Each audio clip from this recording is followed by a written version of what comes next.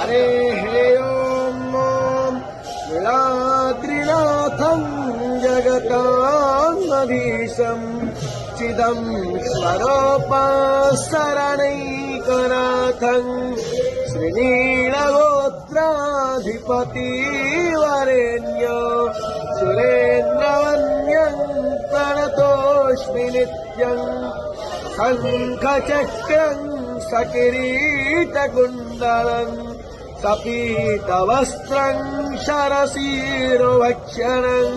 सहारवक्षस्थलकौस्तुभास्त्रियं